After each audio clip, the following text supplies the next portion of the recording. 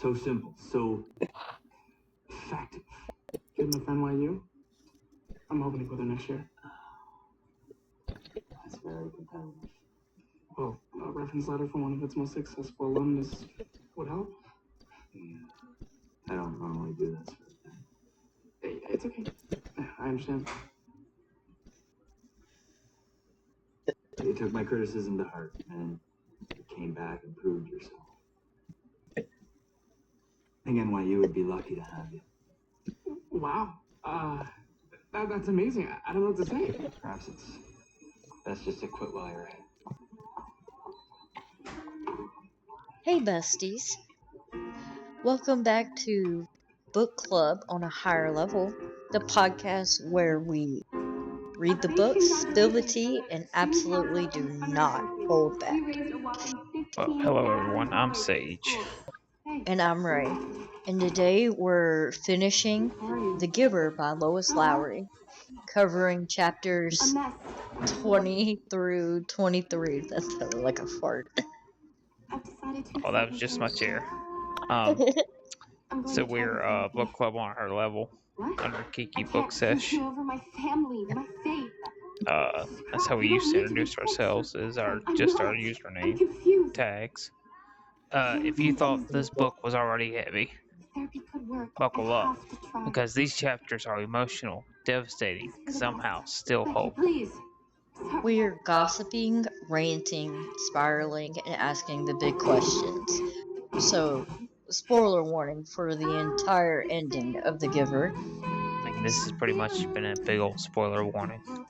Well, I mean, yeah, if the people haven't read the book. Yeah, for people who haven't read the book. So, grab your snacks, get comfortable, and elevate your thoughts. Because this is a book club on a higher level. Okay, deep breath. Because these chapters, I am not okay. Yeah. And these are chapters 20 through 23. So, same here. We ended the last chapters. Chapter 19. With Jonas seeing the release ceremony. Yeah, of the younger twin, or the less healthy twin, as they called it. And also, same. So, immediate disclaimer. If you loved the community before, no you didn't. Because once Jonas watches the release ceremony, it's over. Right? The Giver lets Jonas stay the night after that because honestly, how do you go home knowing your dad just casually euthanized a baby and called it release? Yeah. Like that's just so messed up. And that's really the part that broke me, because I have a twin myself in real life. Yeah. I couldn't imagine life without him, or not knowing that he existed. Jonas doesn't even want to go back home. He can't look at his dad the same way, knowing that he's telling nothing but lies. He straight up hates the government right now, and honestly, it's very valid. His feelings are. They are, because he is finding out that all this stuff that is supposed to be done for the goodness of the community doesn't actually seem to be doing the goodness of the community. Because this system is cruel. And it's not orderly, it's not peaceful, it's sanitized violence. And what makes it worse is that Jonas's dad doesn't think he lied to his kids. He genuinely believes he told the truth. Because that's what he was conditioned to tell people if they asked about it. To believe. Like, even the Giver is like... They don't know any better. Yeah. He's like, that's... In his mind, he doesn't understand that he's killing the child. Yeah. He's just like, oh, I just put it in the basket and say bye-bye. Which is absolutely terrifying, because it shows how deep this brainwashing goes. The old people, newborns, same treatment, disposal. and this Jonas finds out Fiona knows too. Like the girl that he's been crushing on. Well, she works in the old folks' home, basically. So it wouldn't be surprising if she's even attended some of the ceremonies. Yeah. Which also leaves the question, how much of the ceremony do they actually know about? Like, the House of the Old. Yeah. The old people in the House of the Old. That is the question. They never go over that really. Like, is it just a cute ceremony? And then they shuffle all the old people out, and then they take the elderly person into a room and do the same thing they did to the baby. Yeah, inject him with the mysterious liquid. Lethal injection. That hit hard because now it's not just his burden, but also what can they even do about it? Jonas thinks there's nothing they can do to change everything. He's absolutely at a loss. Like he wants things to change, but he doesn't think there's a way to do it. Well, Yeah, because even he's realizing that the brainwashing is running so deep. They control you, everything, emotions, The weather, the weather, your livelihood. who your parents are, who your biological parents are, who your adoptive parents are, whether you should live or die. It's not even your choice whether to live or die.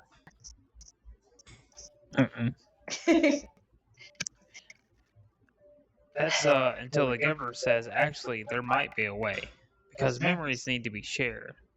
And plot twist, the giver also wants to change. I mean, he's also been searching for a way to change the community, and he comes up with a plan. There's another plot twist with the giver later on, but Yeah. not going there yet. Which leads to the plan. Jonas is going to escape beyond the community, and when he does, the memories will go back to the people. Yeah.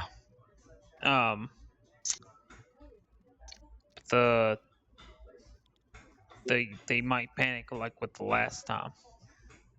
They'll most certainly panic like the last time.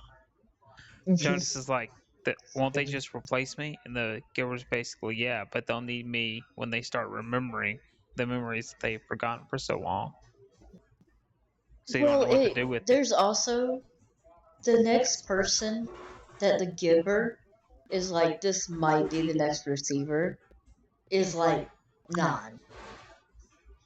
So they're too young to do it anyway. So he's basically going to go back to being the receiver until the new one comes of age, I guess.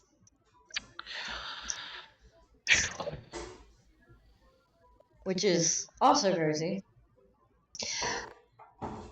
Also, Jonas saying they don't need to care about crappy people. Sir, growth, but also, like, at least he knows that he's like, me and you are so much better than this community. We deserve so much better. Now that I've seen what's out there. And even though Jonas wants the giver to go with him, the giver tells him he can't leave, that he's too old. He says that the community will need him when they start remembering the memories and the panic hits, which hurts him even more when we find out that the last candidate, something about the last candidate, Rosemary. This giver had a daughter named Rosemary. Which, excuse me, what? That means that the last receiver was his daughter. Yeah, which means, and she asked to be released. She asked to be released because she couldn't handle it. But he calls her his daughter. But what crippled her was the loneliness and solitude. Mm-hmm. And loss. You're literally spending every day with your dad. But it was the memories of loss and loneliness that made her decide to commit suicide, basically. Yeah, but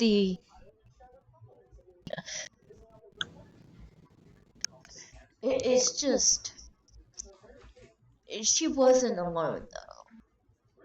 Like I can also understand that as being very much that way as a teenager. But but that leads to questions like, is that why he wanted Jonas to watch the ceremony? Is the giver reliving that trauma? Was he her biological dad, adoptive dad? Either way, still counts.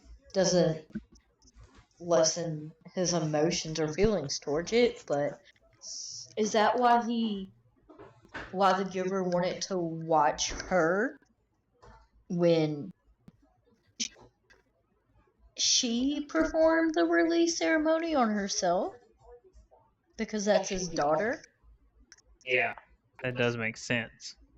And that also brings up another question: does he see Jonas as a replacement for his daughter? Is that why he's helping him escape, or planning on helping him escape? The emotional damage, that he must be feeling is unreal. Yeah, because he couldn't help his daughter. So he's trying to help Jonas. Yeah. Kind of vibes.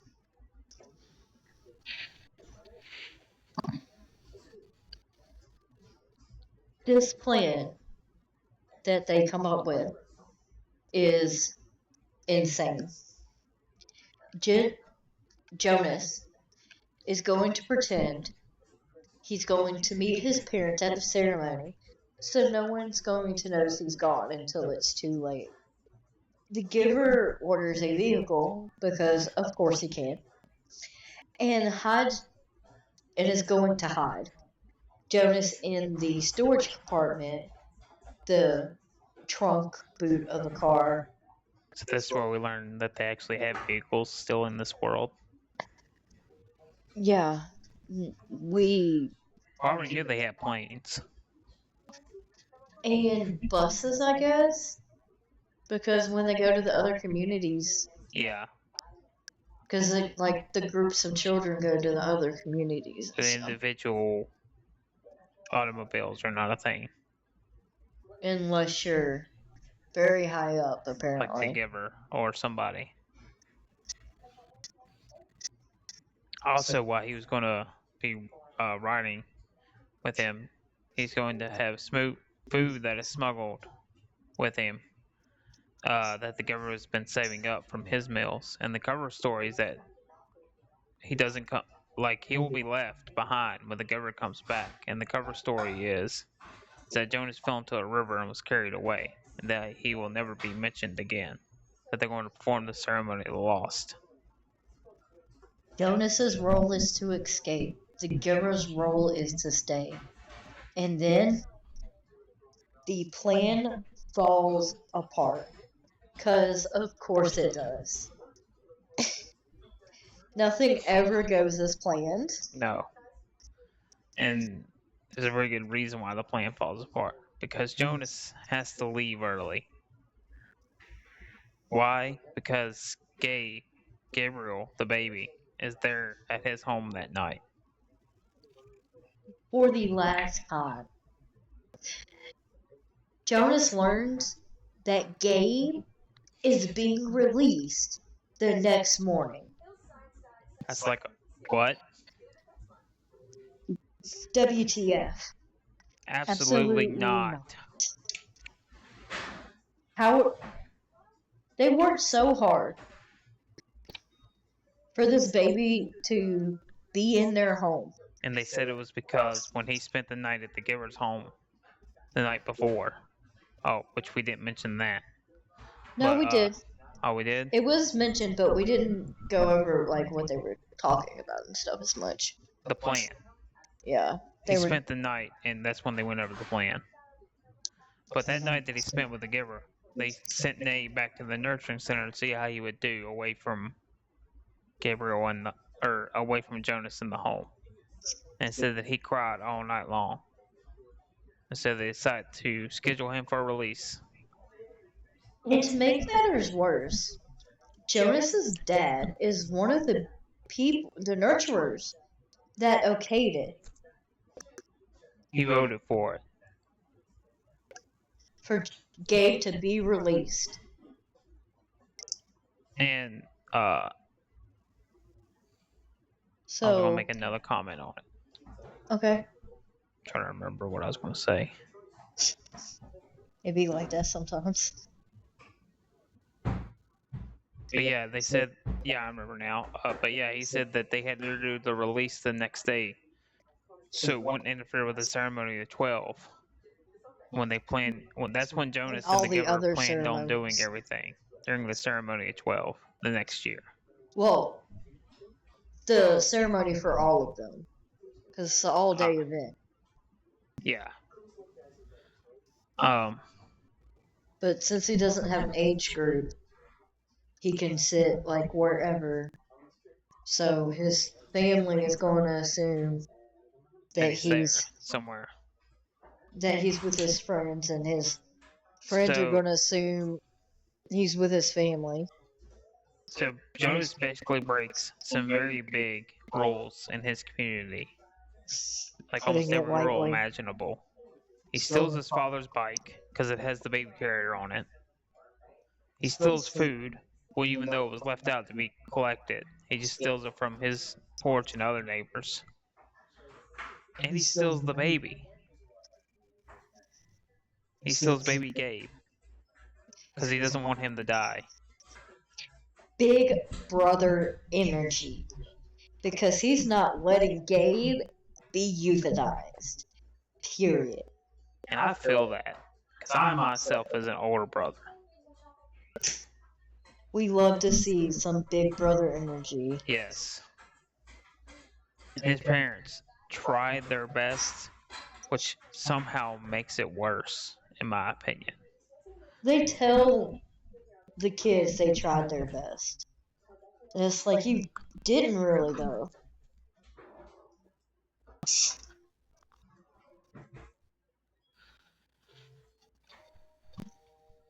Also, Gabe can receive memories. Is Jonas accidentally removing 2 generations of receivers from the community? Which, bringing that up, if he was going to be the next generation of receiver after Jonas, and they decided to release him or euthanize him, is what it really is, they would have wiped out the next possible receiver. They very clearly did not ask the giver his opinion on the situation, because I'm pretty sure he would have been like, nah. So, before they leave, Jonas makes sure Gabe is safe and content. He hopes the memories he shares will be enough. Happy baby Gabriel is carrying this book emotionally. Yes.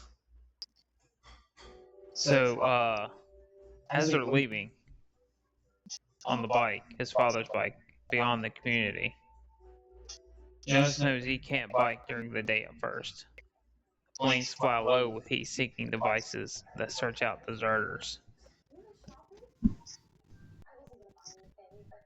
So Jonas does something really smart and uses his memories of snow to make himself and Gabe cold, which honestly, genius. Yeah, because he knows that the planes and other tracking equipment can't see color, but they can see heat. And they will show up differently on the radar. Gabe even learns to warn him when planes are coming, like baby, MVP moment. Well, Gabe is like 2 at this point. Yeah. So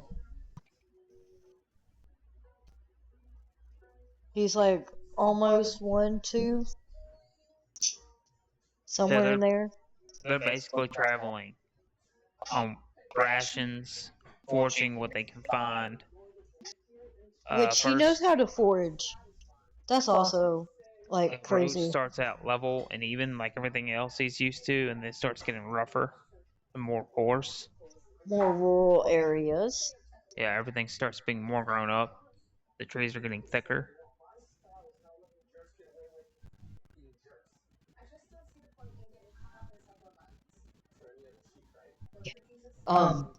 Eventually the planes do stop.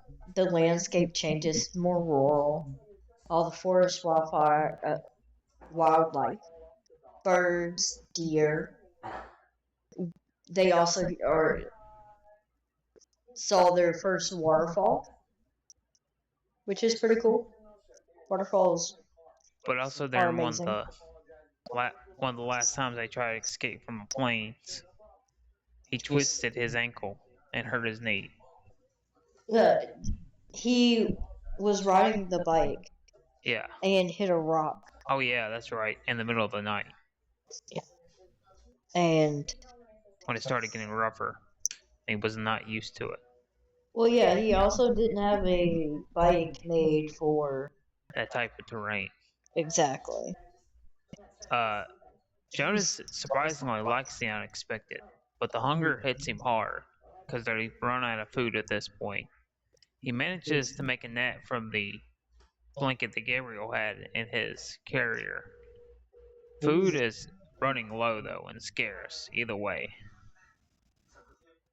Yeah, they had tried to catch like Some fish. and birds. They didn't really know how to do that, so it did not go well in their favor. No. He hates that hunger is why he left. Gabe is hungry too. He hates that he left because he's hungry now. And knows Gabe is hungry too. And both of them are getting a lot weaker because of the lack of food or nutrition. And Gabe's all dirty because they've been traveling.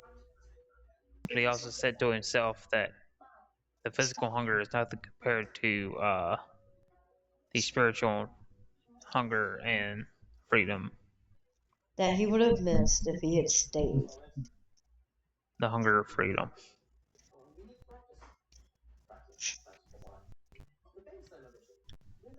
So, as they're traveling, and the brush is getting thicker, the trees are getting thicker, the weather starts to turn on them.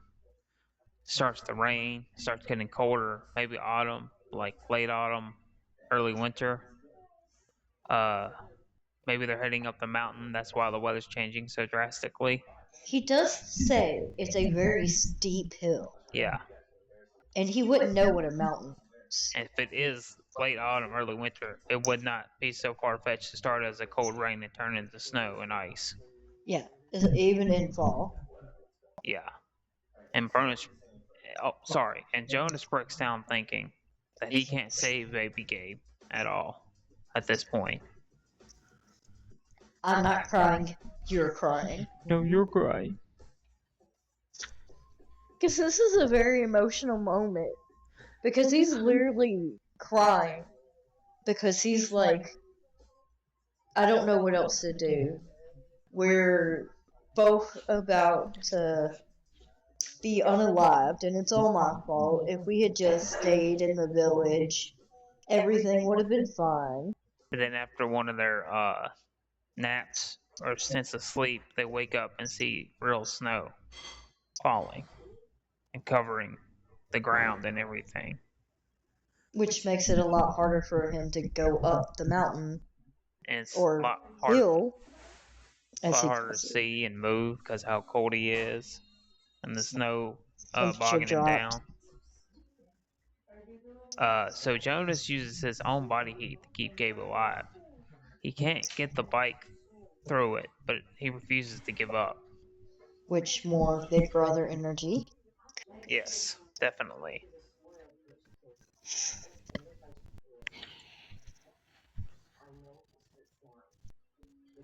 He starts remembering sunshine, shares it with Gabe, then happiness, joy, just to keep climbing, And just keep swimming, to just keep them swim. alive, To you keep know. both of them alive, Yeah, it keeps giving them memories of warmth to even if combat the it's just the cold. tiny memories. If it keeps them alive for even a small amount of time more, it's a big deal. And then, as we stated before, the hill that he was climbing, was it a hill? Even maybe possibly a mountain? Like I said, he wouldn't know if it was or not. And then, of course, sorry, as he's trekking up We the believe hill, he education starts should to hold see practical something value. familiar. But what does that mean? He had felt like he was near what he was seeking. Kind of like a sense of deja vu. Yes. He felt like he was going to be safe. All he had to do was get to the top of this hill and he would be safe. He could feel that there was going to be someone on the other side that could help. And then what does he find? The red sled from The his red memory. sled. Yes. One of the very first memory that the giver gave him. The happy memory of him going sledding. And he knew that this time if he climbed on it, him and Gabe, and he slid down the hill, there would be no ice. It's just all snow. He knew it So, was safe. And he sees. and as he's approaching the bottom of the hill, he starts to see a cabin, a wood cabin with lights, like the Christmas lights he saw. And he felt the love He felt the warmth and coming the from it. warmth. He also heard music for the first time. He hears it instead of just remembering it. And he knew it was music right away. That's honestly how the book ends, is that he's approaching this cabin and he's feeling the warmth and the familiarity, the love, seeing all the Christmas lights, hearing the music. Which, something we actually did not mention earlier, I don't think, is that the giver saw beyond differently than Jonas did. Jonas literally saw the colors coming back. He could see beyond. The giver said he heard beyond. Yes. Giver heard music. Yeah, he heard music. That's how we figured out he had the gift. But yeah, I just wanted to add that one in there because I don't think we touched on it earlier. But yeah, that's how the book ends. Cliffhanger, hanging on a cliff. Yeah, basically. I mean, the biggest question is, is the cabin real? Is all that real? Is it a memory? Did they survive? Did the community really change? Lois Lowry really said, "Figure it out yourself." Exactly. Well, there's 2 more books, so Yeah. So hopefully we'll find out in the next one. And honestly, that might be the most powerful ending possible. And that's like, I've read a lot, and I knew you read a lot, and that's one of the best cliffhangers. Like, it doesn't have like a sense. It could either be a sense of danger and he foreboding, or a just sense of hope. it's literally just him stopping outside and saying he feels like he's safe now. He did it. He's safe. And then it seems like he blacks out. So it's like, what happened? Did they actually survive? Which I know the answer to this because I've read the other books, but Sage sure hasn't. So it's like, did someone find them? Did they die in the snow right outside the cabin? Did someone find them and save them? What happened to Gabe? Yeah, a lot of questions up in the air. Well, because of this traumatic ending Yeah. slash happy ending, we are going to be taking a slight break from the Giver series Mm-hmm. and going to a more upbeat book. Hopefully more lighthearted. That is the plan. So, to kind of get our vibes back into a happier headset before we go on to the next book in the Giver series. We do plan to do all the books in the Giver series. And we might do Lois Lowry's other books too, because some of them are on the banned book list. And that's not all the books that we're going to do is on the banned book list, but a lot of the ones we're pulling from are on the banned book list.